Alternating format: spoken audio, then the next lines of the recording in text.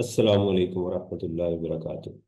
जी बेटा, अभी हम जो क्वेश्चन स्टार्ट करने जा रहे हैं, आई के आपका एक पास पेपर का सेल्स टैक्स का क्वेश्चन बड़ा अच्छा क्वेश्चन है। इसके अंदर हमारी डाइवर्सिफाइड सेल्स मौजूद हैं, एक से ज़्यादा सेल्स हैं। लोकल सेल भी हैं, रजिस्टर्ड को भी हैं, अनरजिस्टर्ड को भी हैं, एक्सपोर्ट भी है और एग्जाम गुड्स भी हैं। यानी इसमें तीन तरह की सेल्स हमारे पास मौजूद है। इसमें ड्राइंग्स मौजूद हैं, बिजली का बिल इसमें शामिल है।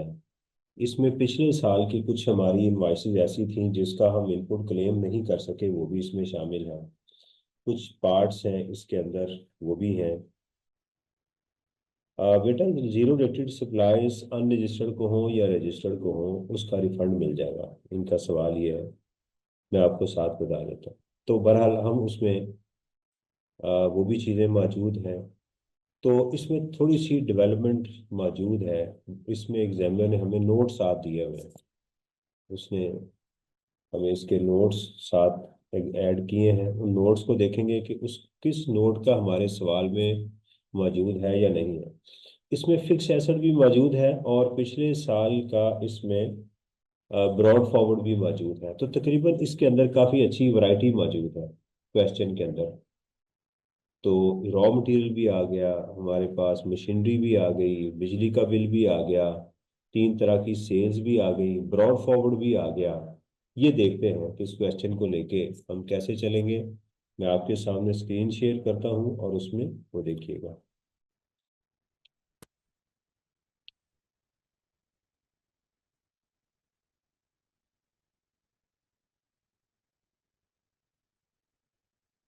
उनका एक सवाल है राशिद का कि सर, अगर जीरो रेटेड गुड्स अनरजिस्टर्ड को हो तो उस पर फर्दर टैक्स अप्लाई होगा।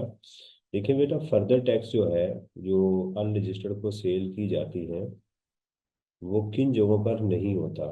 उसकी एक्सेप्शंस में हम पढ़ चुके हैं कि वो एंड कंज्यूमर पे नहीं होता, रिटेल गुड्स पे नहीं होता, एग्जाम गुड्स पे नहीं होता और जीरो रेटेड पे नहीं होता। ये उसकी एक्सेप्शंस में मौजूद है और कॉटेज इंडस्ट्री को नहीं होता।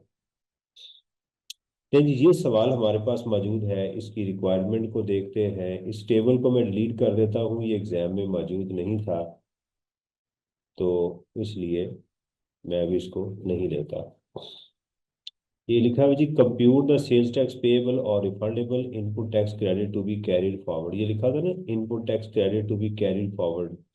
इसकी दो जगहों से हो सकता है ये। या तो आपका हो सकता है उससे,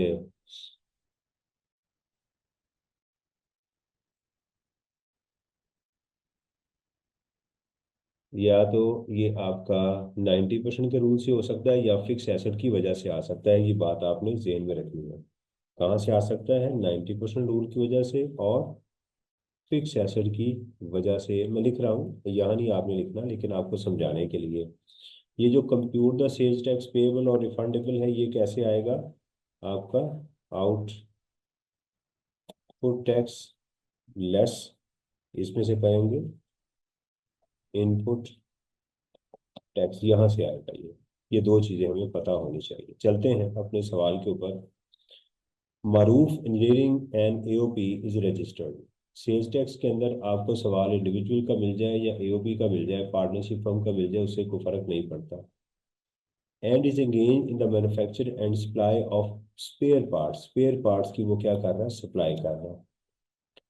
following information has been extracted from the record of ME. ये जो एमई लिखा है, उसने अब एब्रीवेट कर दिया। मारूफ इंजीनियरिंग को उसने कर दिया एमई लिख दिया। तो अब एमई जो है वो थ्रू आउट ऐसे ही चलेगा। For the month of Feb, ये इंपॉर्टेंट होता है क्योंकि हमने इसके टाइम पीरियड को कैलकुलेट करना होता है। परचेजेस गिवन है रजिस्टर्ड पर्सन से और परचेजेस गिवन है अनरजिस्टर्ड पर्सन से। इसको मैं कर देता हूँ ग्रे, क्योंकि अनरजिस्टर्ड से अगर परचेज करेंगे तो ये यूज नहीं होगी। जिस लाइन को इस्तेमाल नहीं करना, उसको मैं ग्रे कर दूंगा। सेल्स यानी मैन्युफैक्चर्ड गुड्स की local taxable supplies to registered person taxable हैं। Local taxable supplies to unregistered, ये भी हमारी टैक्सेबल हैं। ये दोनों सेम कैटेगरी है। आपने हमेशा एग्जाम में दोनों को इकट्ठा रखना है। हाँ, जब फर्दर टैक्स लेंगे तो फिर सिर्फ इस अमाउंट को देखेंगे। एक्सपोर्ट टू ताइवान, यहाँ से हमारी रिफंड आ जाएगी। इतने परसेंट हमें रिफंड मिलेगा, एग्जाम इतने परसेंट हमारा क्या होगा, ज़ाया हो जाएगा। सही है। कहता जी following additional information is also available. Purchases from registered supplier, ये देखिएगा, कहता है ये जो ऊपर रजिस्टर्ड सप्लायर्स की 15 मिलियन की है, इंक्लूड उसमें शामिल है क्या, an amount of 1 million which was invoiced on 15 May X7। हम कहाँ पर हैं, फेब के अंदर। आप देखिएगा जरा, ध्यान कीजिएगा, वो इनवाइस कब की गई थी, फर्स्ट 15 मई को। The input tax on this invoice could not be claim in the relevant period. और यानी मई के महीने में हम इसका इनपुट क्लेम नहीं कर सके। इसका पहले एनालिसिस करते हैं, फिर हम समझते हैं कि ये है क्या। देखिए, आप हैं इस वक्त फरवरी के महीने में, फरवरी 2000, लेट्स सपोज के एक्स की बजाय आप उसको 28 कर लें, ऐसे कर लें,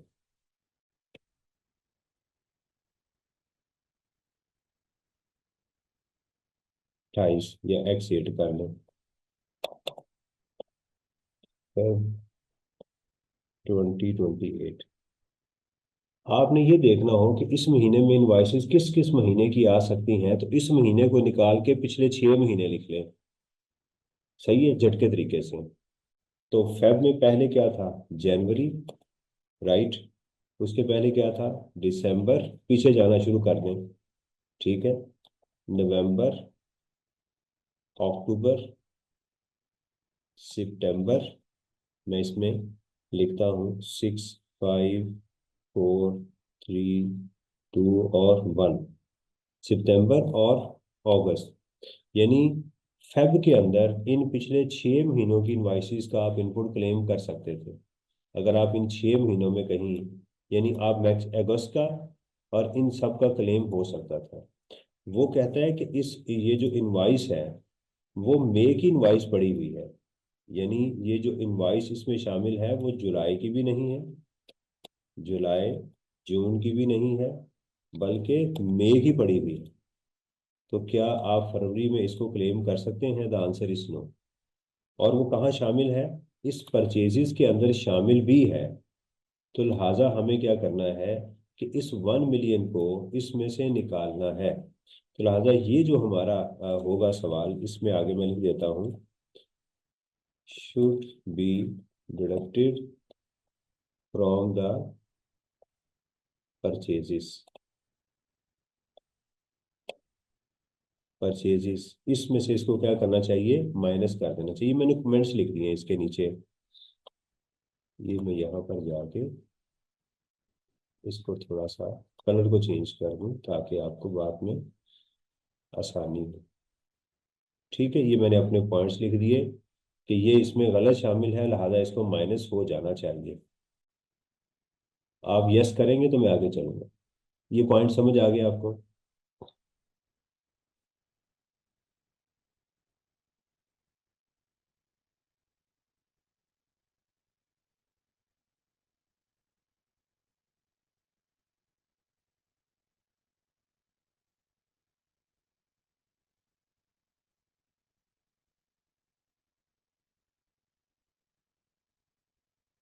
इसका ताल्लुक इसके साथ।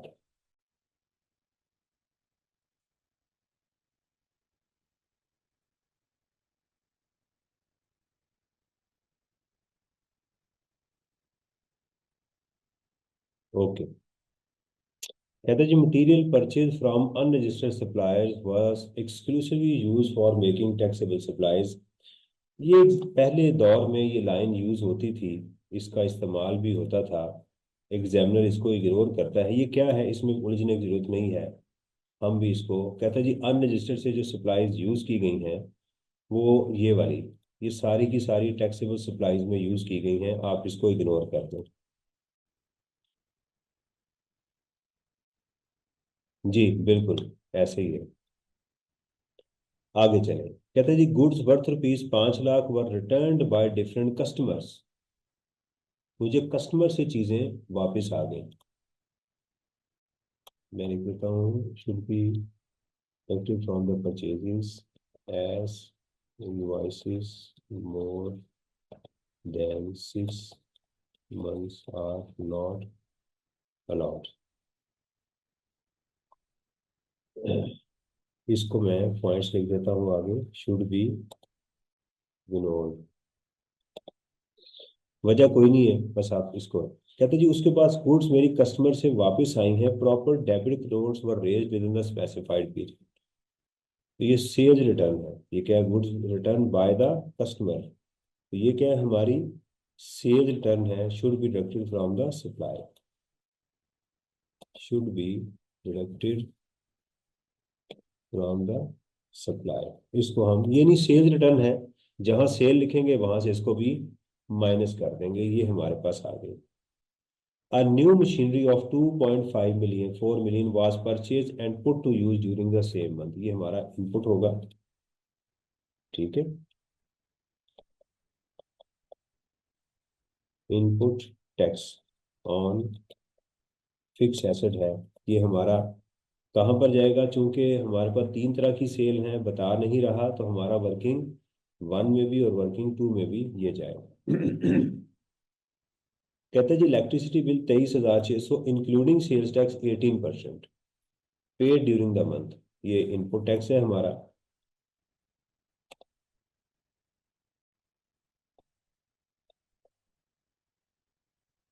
इनपुट टैक्स है, बस ये एहतियात करेंगे कि इसके अंदर जो सेल्स टैक्स है इसमें इंक्लूसिव है, तो वो हम उसमें से इंक्लूसिव का फॉर्मूला लगाने के बाद माइनस करेंगे। कहते हैं जी ME's purchases from registered suppliers include, उसमें शामिल है मटेरियल वर्थ ₹2 million का, against which an advance was paid in the month of January. कहता है हमारी इस परचेज के अंदर, इसकी जो बात की जा रही है 15 मिलियन के अंदर 2 मिलियन का एडवांस शामिल है, जो कि जनवरी में था, हमने लिया हुआ था, एक्चुअल दिया हुआ था हमने। However, due to a dispute, sales tax invoice was delayed। लेकिन जनवरी में उसके साथ हमारा एक फड्डा हो गया और इनवॉइस डिले हो गई, and was received by ME after filing of return for the month of Feb। और ये हमें मिली कब है इनवॉइस, फरवरी की रिटर्न फाइल करने के बाद। अब सुनिएगा, ध्यान से बात आपने सुननी है। इसके अंदर 2 मिलियन है, एक कंपनी है जिससे मैंने क्या किया कि 2 मिलियन का मैंने रॉ मटेरियल जनवरी में परचेज किया। मैं यहाँ आपको करके दिखाता हूँ। जनवरी में मैंने उसको 2 मिलियन का एडवांस दे दिया, उसने चीज़ें मुझे डिलीवरी दी फेब के अंदर, ठीक है, यहाँ उसने मुझे एक्चुअल डिलीवरी दी। ना जनवरी में मेरे पास इनवॉइस थी, ना फेब के अंदर मेरे पास इनवॉइस मौजूद थी। मैंने जब रिटर्न फाइल कर दी, इनवॉइस मुझे जाके मिलती है मार्च के अंदर। तो सवाल ये है कि बेटा जब आपके पास इनवॉइस नहीं होगी उस वक्त तक आप इनपुट भी क्लेम नहीं कर सकते। यानी असल में ये जो आपका क्लेम बनता है ये इनपुट बनता है मार्च का, ठीक है। अगर आपको इनवॉइस मिल चुकी होती फरवरी में, तो उस फरवरी के अंदर आप इसका इनपुट क्लेम कर चुके होते। तो चूंकि इनवॉइस नहीं है और वो चीज़ उसमें शामिल है, तो हाजा हम क्या करेंगे, इसको भी यहाँ से क्या कर देंगे, माइनस कर देंगे। ये पॉइंट अगर आपको समझ आ गई है तो फिर मुझे बता दीजिएगा। Input tax on this invoice should be claimed in the month of March, so it should be deducted from the purchases. इसको यहां से माइनस कर देना चाहिए।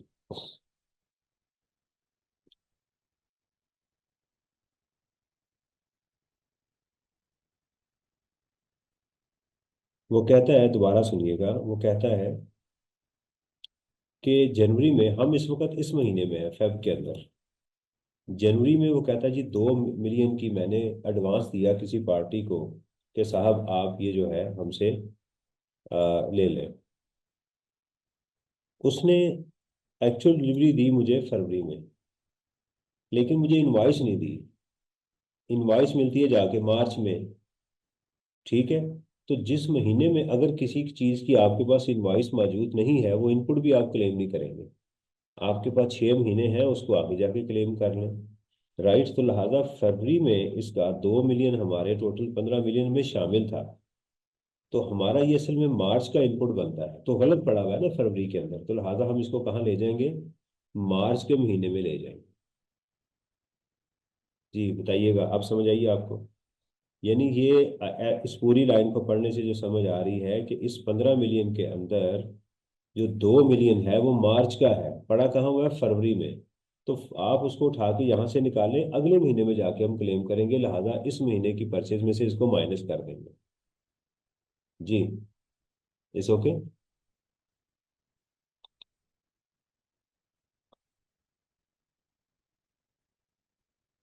चलो, parts worth rupees 15,000 were delivered to the CEO for his personal use, ये आपकी drawings है।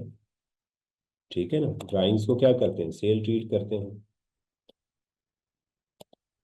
Sales tax credit brought forward, ये क्या होता है, आपका इनपुट कहलाता है। ये आपका input for the current month है, और कहाँ जाएगा, क्वेश्चन में। आप इसको क्वेश्चन में इनपुट में ऐड करेंगे। ठीक है जी।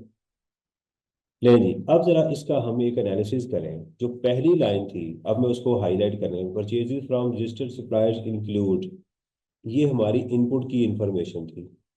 मैं इसको येलो कर देता हूँ ताकि हमें अंदाजा हो जाए। Material goods worth were return by different customer, ये तो सेल्स की है। अ न्यू मशीनरी, ये भी हमारी इनपुट की इंफॉर्मेशन थी। इलेक्ट्रिसिटी बिल, ये भी हमारा क्या था, इनपुट की इंफॉर्मेशन थी। परचेजेस मटेरियल, ये भी हमारी इनपुट की इंफॉर्मेशन थी। परचेजेस की इंफॉर्मेशन इनपुट की थी। पार्ट्स, ये तो सेल है। Sales tax credit brought forward, ये भी इनपुट का है। तो पहले मैंने कैटेगोरिकली क्या किया कि उन लाइंस को हाईलाइट कर दिया जिसका ताल्लुक परचेज के साथ है। इसको हमने ग्रे को इग्नोर करना है। एक और दो चीज़ें हमारी सेल्स के साथ हैं, एक रिटर्न पड़ी हुई है जिसको मैंने हाईलाइट नहीं किया, 5 लाख रुपए की, और एक जो है वो ड्राइंग्स पड़ी हुई है। पहले इसको अंडरस्टैंड करें। मैंने कहा था जितना अच्छा क्वेश्चन पढ़ेंगे उतना अच्छा आपको समझ आएगी। ये देखिएगा।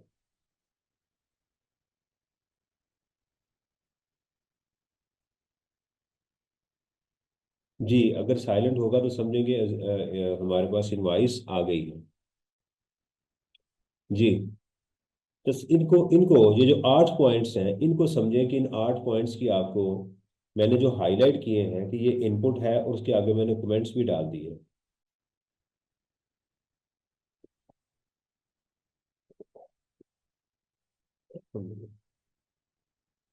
जी, चलें जी, अब क्वेश्चन के ऊपर चलते हैं। उसी कर दी होगी टोपी में रहता है।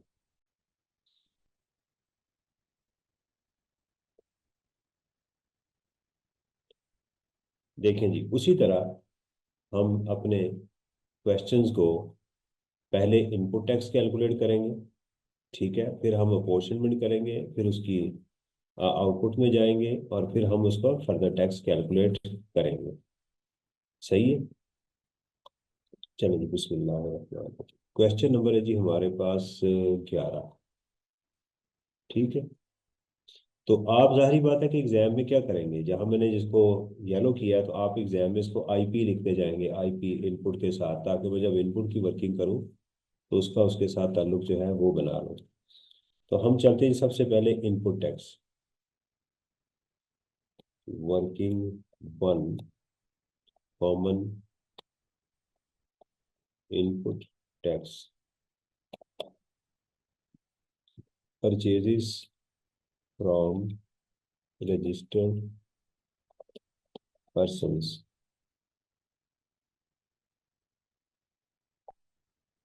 वो है जी 15 मिलियन की।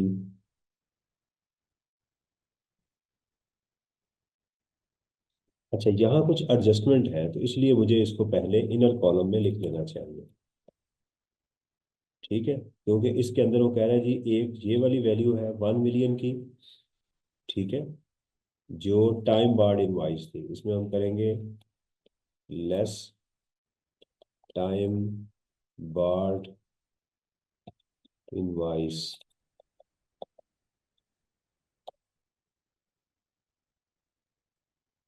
ठीक है, वो आ गई -1 मिलियन। सही है।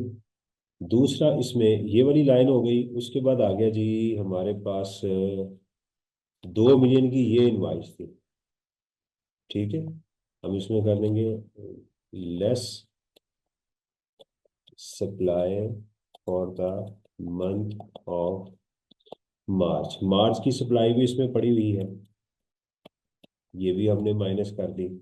तो हमारे पास एक एडजस्टमेंट हो गई 1 की, ठीक है, 1 भी मैंने कर ली अपने क्वेश्चन के अंदर, इसको मैं हाईलाइट कर लूँ, 1 भी हो गई।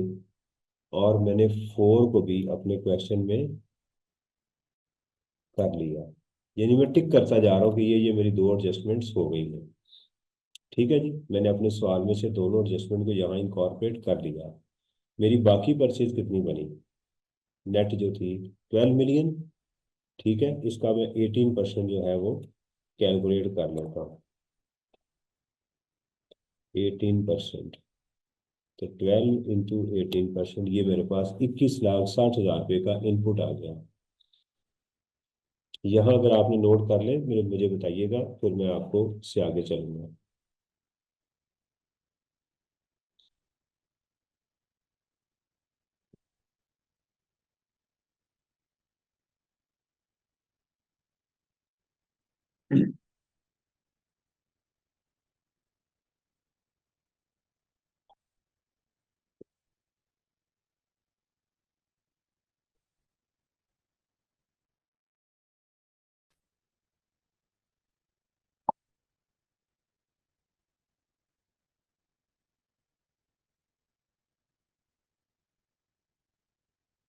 7-7 आपने करना है इसको।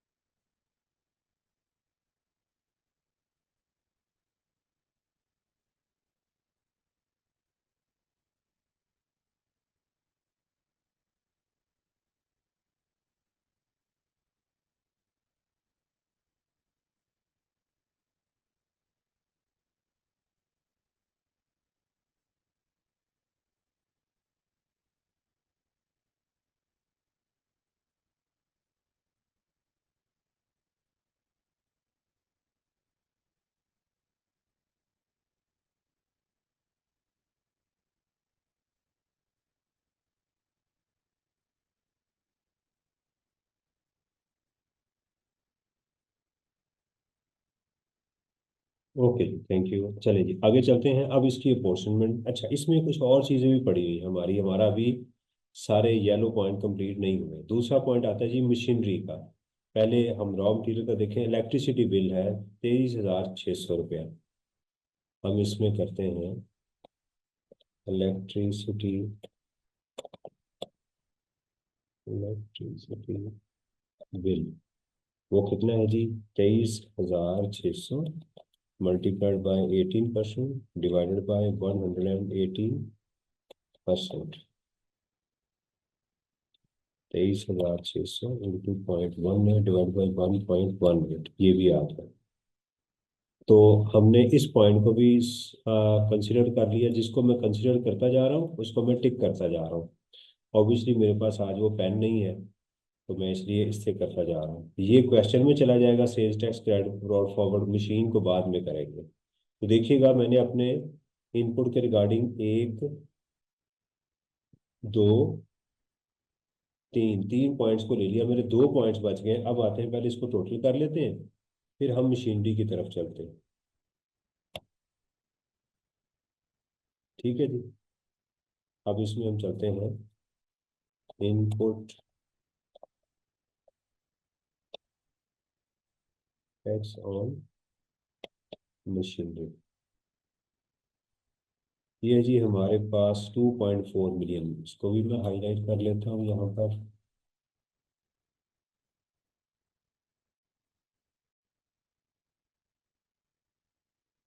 2.4 मिलियन इंटू 18%।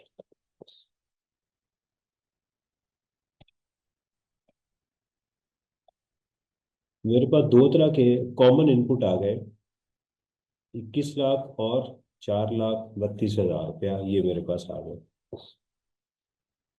अब मेरे पास इनपुट देखोगे और इंफॉर्मेशन है, 1, 2, 3, 4, ये क्वेश्चन में जाएगा, इसको अभी मैंने टिक नहीं किया। अब चलते हैं वर्किंग टू के ऊपर, अपॉर्शनमेंट। इसमें सप्लाई, अब देखिए कितने कॉलम बनाऊंगा, सप्लाई का एक, उसकी आगे वैल्यू लिखूंगा 2, फिर इसमें आगे लिखूंगा इनपुट टैक्स 3, और आगे लिखूंगा मैं फिक्स एसेट या मशीनरी 4, क्योंकि इसमें फिक्स एसेट भी मौजूद है। यहाँ मैं परसेंटेज का कॉलम बना लेता हूँ समझाने के लिए आपको, आप चाहें तो परसेंटेज के बगैर भी इसको कर सकते हैं। मैं यहाँ पर परसेंटेज का कॉलम बना लेता हूँ। सप्लाईज में क्या है हमारे पास, टैक्सेबल, ठीक है जी, एक हमारे पास ये सप्लाई है, दूसरा हमारे पास है जी इसमें जीरो रेटेड, और तीसरा हमारे पास एग्जाम सप्लाईज। ठीक है जी, तो पहले टैक्सेबल को देखते हैं अपने सवाल में से, फिर उसकी एडजस्टमेंट भी यहाँ देखेंगे। टैक्सेबल सप्लाईज टू रजिस्टर्ड और अनरजिस्टर्ड, टैक्सेबल सप्लाईज टू, तो टैक्सेबल लिख दिया, सप्लाईज टू रजिस्टर्ड पर्सन्स 10,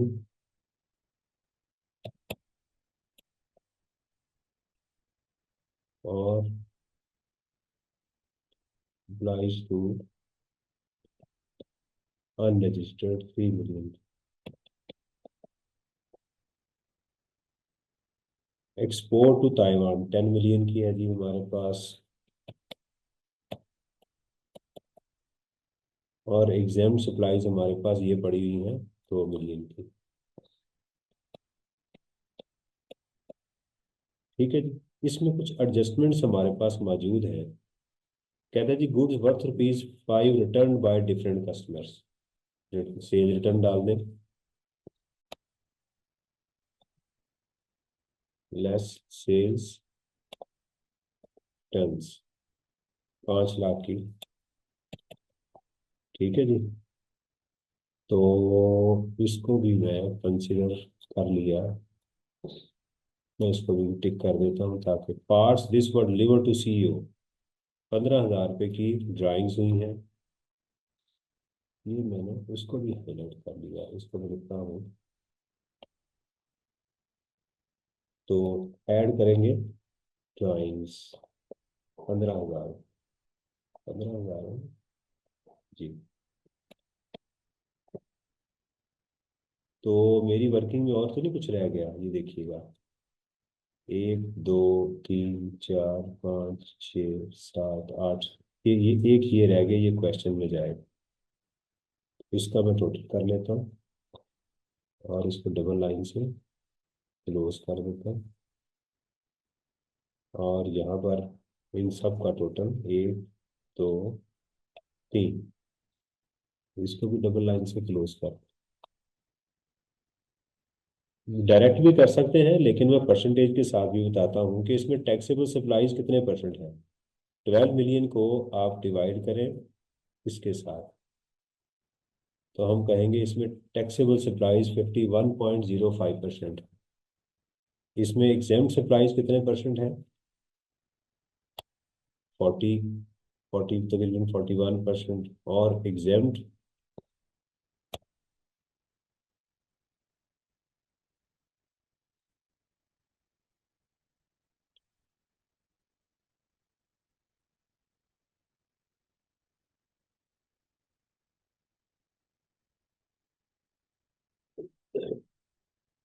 अब पहले यहाँ तक नो, मैं इसको कलर कर देता हूँ दोनों को, ताकि आपको समझने में आसानी हो।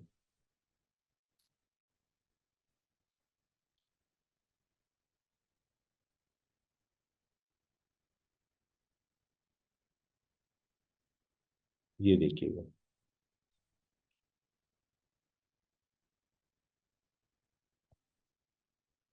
ये देखिए, हमारे पास जो इनपुट टैक्स था वो परचेजेस के ऊपर था, रॉ मटेरियल वगैरह एक्सपेंसेस का 21,63,000, वो मैंने ये लिख दिया। जो फिक्स एसेट का था वो मैंने ये लिख दिया। तो ये दोनों को अब हमने पोर्शन करना है। यहाँ तक नोट करके मुझे बताएं कि सर यहाँ तक समझ आ गई है। आप नोट करें, मैं पानी लेके आता हूँ।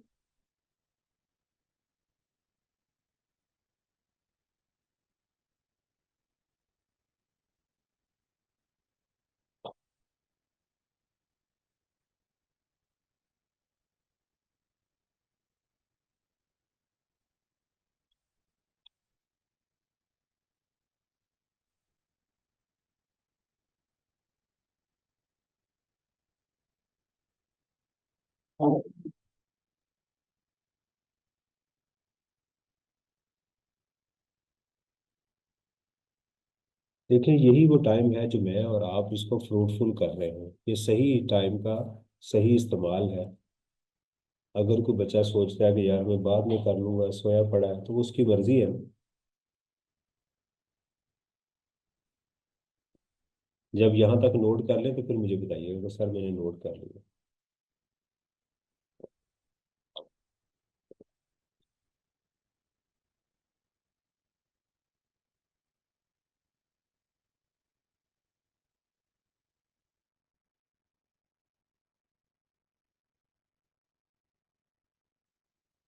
अच्छा जी, अब हम क्या करेंगे? ये जो 21,63,000 है, इसको हम आगे लेकर चलेंगे। 21,63,000 को हम डिवाइड करेंगे। ठीक है, तरीकेकार मैं आपको बता देता हूँ। इसको आप डिवाइड करें टोटल पे और मल्टीप्लाई कर दें इसके साथ। ठीक है, आसान तरीका ये है। वरना परसेंटेज भी ले सकते हैं कि आप क्या करें कि 21,63,000 का 51% इनपुट बन जाएगा और इसका 40.79% रिफंड में चला जाएगा। ऐसे भी कर सकते हैं, या डायरेक्ट कैलकुलेटर पे ऐसे करके। बाबा ने तेन कुटना है फाड़ के।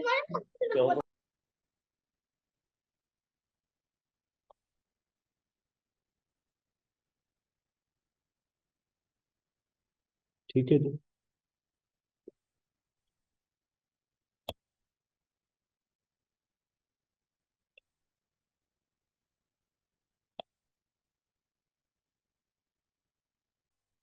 इसी तरह 4,32,000 का वही उसी तरीके से आप कर लें। 4,32,000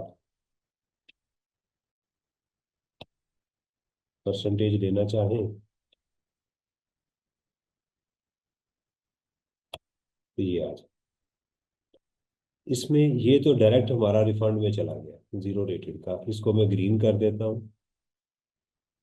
मेरा इनपुट जो प्योर क्वेश्चन में इनपुट जाएगा वो क्या बन गया, इसको मैं येलो कर देता हूँ।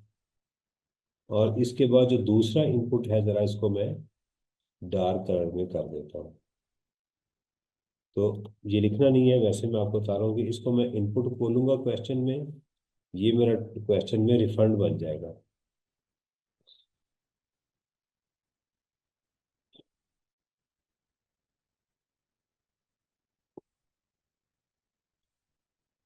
टेक्नोलॉजी ने देखें कितनी चीज़ें आसान कर दी हैं। हम सब लोग घर में बैठे हुए हैं और एंजॉय भी कर रहे हैं।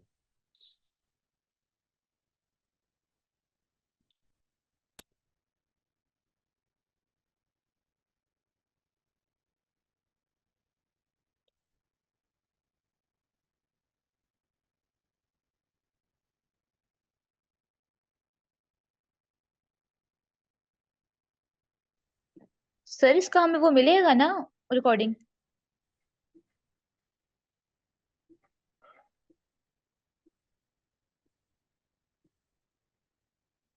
छोटे, ये समझ नहीं आ रहा मैंने। मेरा भरा टमाटर किथे गया? तू तो है ही नहीं, मुंह कुछ सुनने लगा है।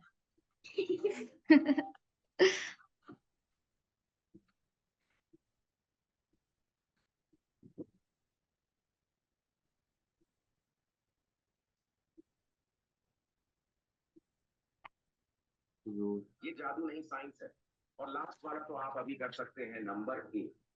देखो जब तिल्ली को इस एंगल में रख के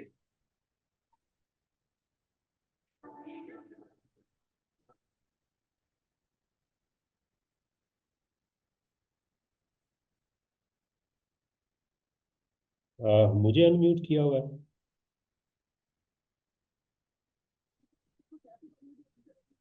नहीं सर, किसी ने अनम्यूट किया हुआ है और उसकी आवाजें आ रही हैं। यहाँ पे डिस्टरबेंस हो रही है थोड़ी सी। अच्छा ठीक।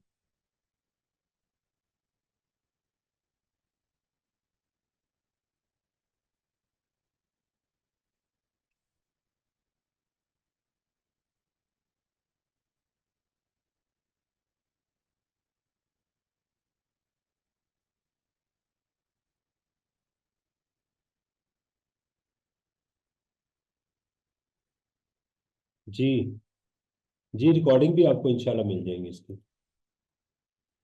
No issue.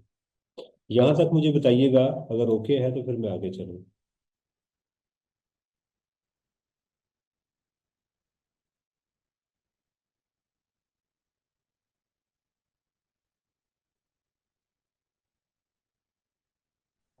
जी सर ठीक है। ओके चलें जी। अब आते हैं जी अपने क्वेश्चन के अंदर। चीज़ें हमें मिल गई, हमें डेटा में से ये फिगर चाहिए थी 1 2, और ये दोनों को ऐड करके रिफंड में ले जाएंगे। हमारे पास आ गया जी आउटपुट टैक्स कंट्रोल बी यू।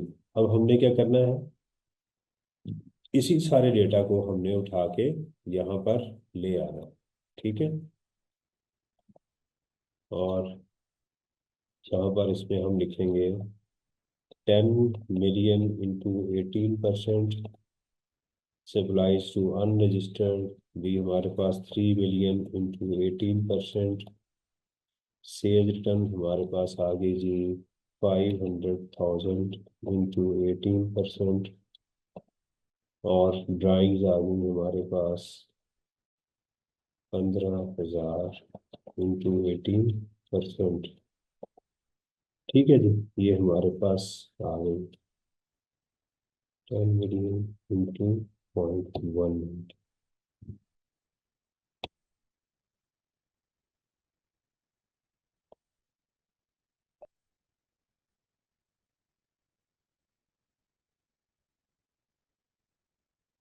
तो यहाँ पर अभी हमने एग्जाम का उसका भी लिखना है।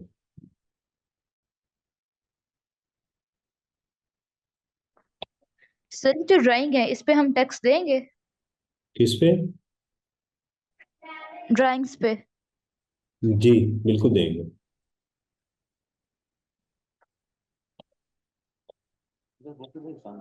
Okay sir, thanks. जी बिल्कुल।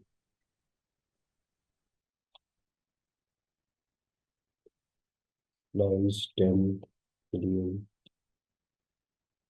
टू 0 और एग्जाम सप्लाईज, ये दोनों डैश डैश हो जाए।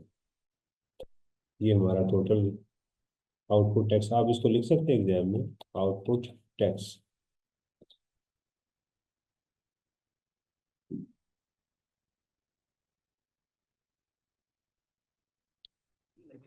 सर ये जो आपने सेल्स रिटर्न को दोबारा लेस किया हुआ है, तो क्या हम एक ही दफा इनको नेट करके इनका टैक्स नहीं कैलकुलेट कर सकते? कर सकते हैं, या आप 12 पॉइंट को यहाँ पे लिख के ना, आप फिर यहाँ एक ही लाइन लिखें, टैक्स एबल सप्लाईज, यहाँ डाल दें वर्किंग, वर्किंग टू डाल के ना, तो पूरी बेशक आप 12 million लिख लें, 12,515, इसका डायरेक्ट यहाँ 18% लिख दें। तो आप एग्जाम में ऐसे भी कर सकते हैं 2.252,700, कोई मसला नहीं है। मैंने जरा प्रेजेंटेशन के लिए किया, फिर आप यहाँ पर लिख देंगे जीरो रेटेड सप्लाईज आप यहाँ लिख देंगे यह एग्जाम बंद सप्लाईज लिखते हैं, ऐसे भी किया जा सकता है, ठीक है ना। तो वो बच्चे ना पूछते हैं कि सर ये कहाँ से अमाउंट आई है, ये वाली कैसे बन गई है। तो मैं उसको एक्सप्लेन करने के लिए कि यही ये सारी अमाउंट उठा के आपने नीचे ले आनी है, लेकिन अब यहाँ इनकी परसेंटेज लिख देंगे।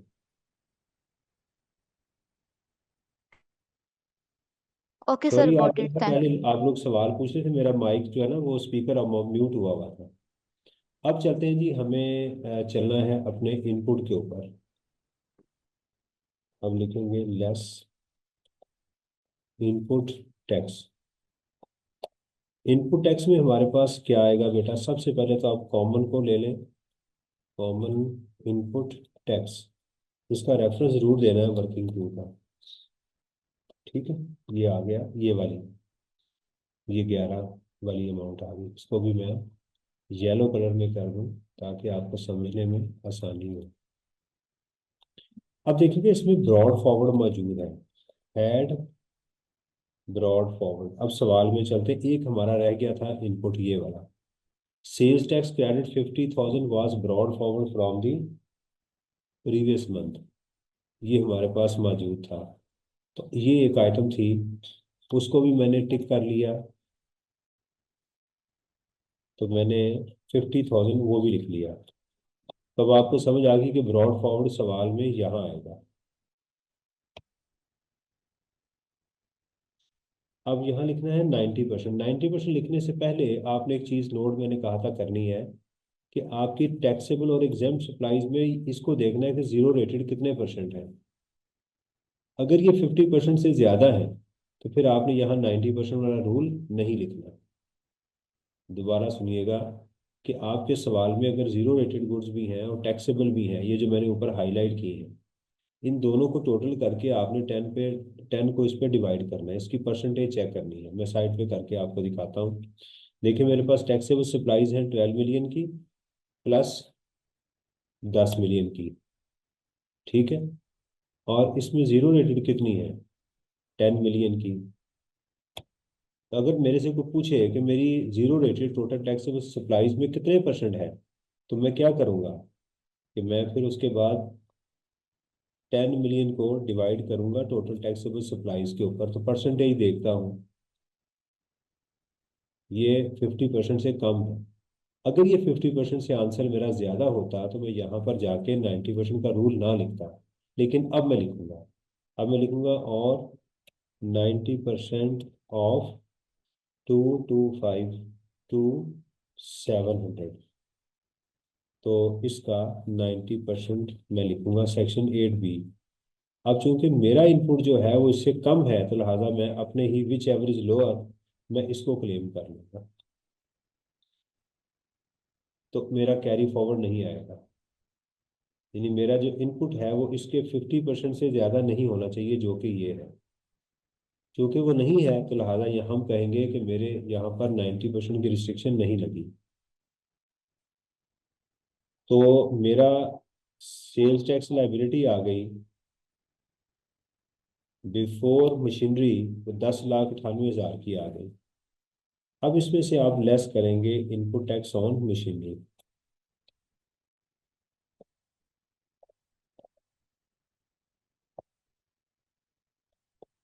और ये भी आपकी वर्किंग टू से आई हुई है। सर अगर ये 50% से ज्यादा होता तो हम इस पे 90% वाला रूल भी नहीं अप्लाई करते, तो वैसे ही हम आउटपुट में से इनपुट माइनस कर देते। फिर ये लाइन लिखते ही ना, फिर ये वाली लाइन आप लिखते ही ना एग्जाम के अंदर, फिर ये लाइन लिखनी नहीं थी। ये लिखने का मकसद सिर्फ डिक्लेरेशन है ताकि मुझे नंबर मिले इसके, कि स्टूडेंट ने इसको सिक्योर किया, हालांकि इसका यूज नहीं हो रहा, आप देखें,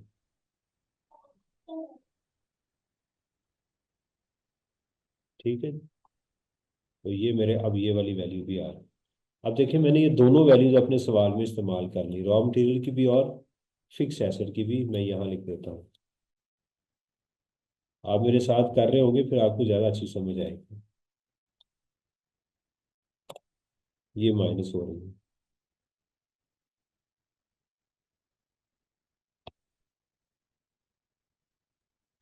सर कल से टेस्ट क्लासेस ऑनलाइन होंगी या फिर नहीं होंगी? अभी पता नहीं है, कुछ बता नहीं है। अभी कोई आएगा मैसेज तो आपको भी मिल जाएगा, मुझे भी मिल जाएगा। ओके। लास्ट आ गया जी इसका, add further tax. Add further tax at the rate of 4%। अब हमारे सवाल में जो हमने अनरजिस्टर्ड को सेल की है, कोई इसकी इंफॉर्मेशन मौजूद थी हमारे पास 30 लाख की? नहीं थी ना। तो लिहाजा हम फर्दर टैक्स पूरे 30 लाख का ही ले लेंगे। अगर अनरजिस्टर्ड में कोई स्कूल वगैरह या एंड कंज्यूमर होता तो हम उसको माइनस करते हैं ना? जी बिल्कुल माइनस करेंगे इसको। ये इसमें ऐड करना, बस ये एहतियात करनी है कि फर्दर टैक्स को भी लेस नहीं कर देना एग्जाम में। आउटपुट में से आपका इनपुट रॉ मटेरियल का, मशीनरी का, ये माइनस होना है और फर्दर टैक्स का ऐड होना है, तो इसको हम बोलेंगे सेल्स टैक्स पेएबल।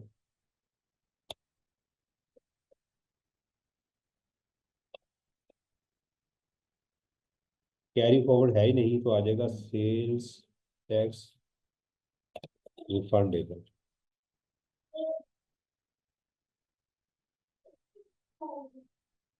ये अब ये जो रिफंड में क्या करना है आपने, इसमें भी वही रेफरेंस आपने यहाँ पर देना है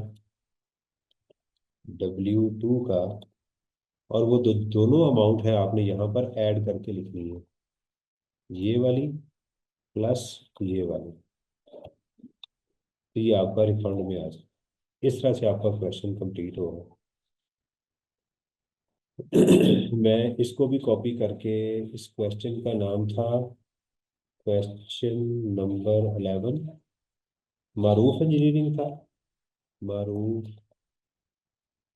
इंजीनियरिंग, ठीक है जी, खालिद पेटी वाला था। मैं आपके सामने अभी इसको गूगल ड्राइव में भी कर देता हूँ जो मैंने काम किया, ताकि आपको वहां से भी ये मिल जाए। सर इसका प्लीज क्वेश्चन भी शेयर कर दीजिएगा। क्वेश्चन भी मैं शेयर कर देता हूँ। आपके पास किताब नहीं है? No sir. वो किताब आपने बेटा बोला था लेके खाली नहीं, अभी तक वो शायद आपने पता नहीं वो आई है कि अब नहीं आई, इसलिए मैंने। आ गई बेटा, सब बच्चों के पास मैंने देखी है, क्लास में आ गई हुई है। चलो मैं ठीक हूँ, कहूँगा कि आपके साथ क्वेश्चन भी फिलहाल शेयर कर दूँगा। Okay sir. ठीक है, मैंने सर ड्राइव कर ये दी सॉफ्ट है। में शेयर करवा दें बुक। बेटा बुक जो है ना, मुझे ऑथर की तरफ से, खालिद साहब की, खालिद पेटी वाला जो है, उनकी तरफ से इजाज़त नहीं है। सही है, मैं सेल्स टैक्स तक का कर सकता हूँ, उन्होंने मुझे इसका कहा हुआ है। ये इशू है मेरे साथ। मैं ऑथोराइज होता या मेरी किताब में होती तो मैं आपके साथ शेयर कर देता। खालिद साहब सर मेरे सर स्कॉलर हैं। सेल्स टैक्स का पोर्शन आप इसका सॉफ्ट में अगर मिल जाए तो शेयर करवा आप दीजिएगा। ऑनलाइन में हैं? आप ऑनलाइन में हैं या नहीं सर, फिजिकल क्लास? फिजिकल में भी हूँ। फिजिकल में है तो मैं इसको दिया हुआ है वैसे मैंने टीए को ना, तो इसका मैं सेल्स टैक्स ठीक का है पोर्शन आपके साथ शेयर कर देता हूँ। ठीक है सर, थैंक यू तो जी सो बुक मच। तो सॉफ्ट में शेयर कर दें। बेटा बुक का मैं ऑथर की तरफ से ऑथोराइज नहीं हूँ, जिनकी किताब जिन्होंने लिखी है ना, वो अनएथिकल है ना। पहली बात है कि अभी मेरे पास किताब है ही नहीं है, मैं आपको दिखा देता हूँ। मेरे पास सेल्स टैक्स के खालिद साहब, खालिद पेटीवाला के 3 चैप्टर हैं, 1 2 और 3।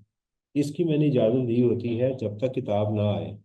जब किताब मार्केट में आ जाती है तो फिर उनका हक होता है कि उनकी किताब बिके, उनको उसकी रॉयल्टी मिले।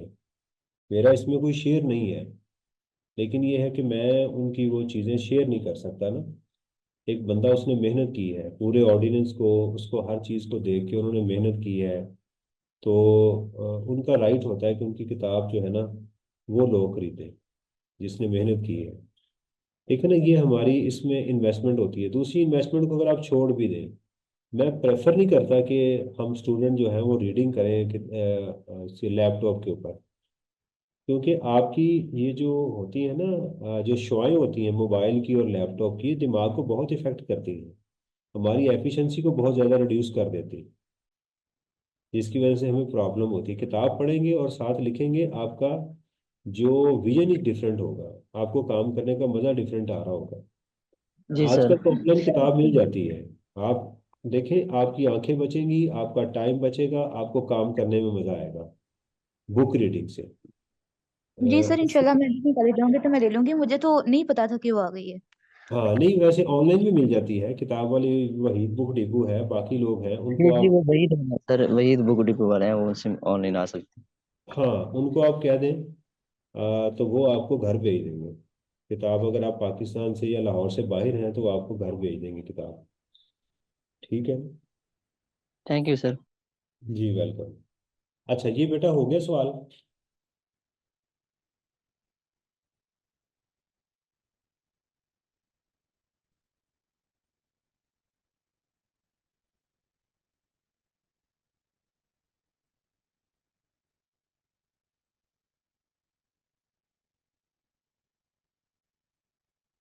अच्छा अब जो थर्ड करेंगे ना इसके बाद, वो मैं आपसे पूछूंगा।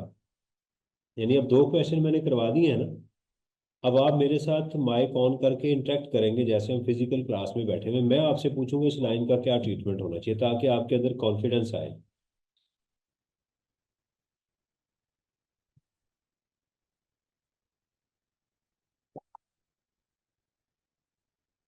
देखिए एक चीज मैं आपको जरा क्लियर कर दूं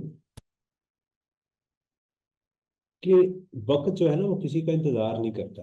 आप ये ना सोचें कि अब ये स्मोक आ गई है, अब फॉग आ गई है, अब ये हो गया है, आई क्या आपने अपने टाइम पे एग्जाम लेना है।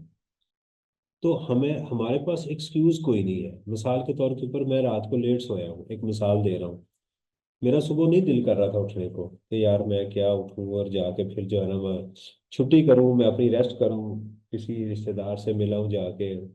ये सारी मेरे जहन में चीज़ें थी ना।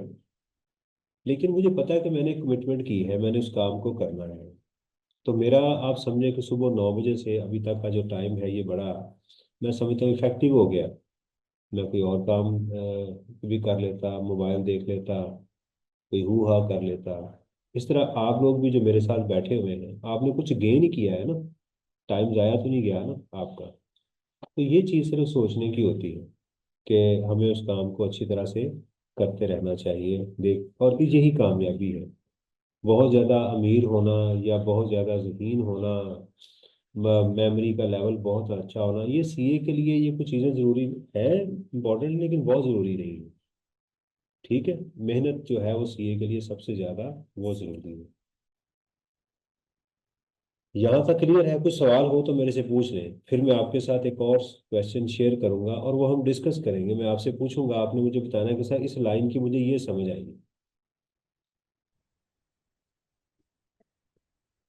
ठीक है सर, क्लियर है।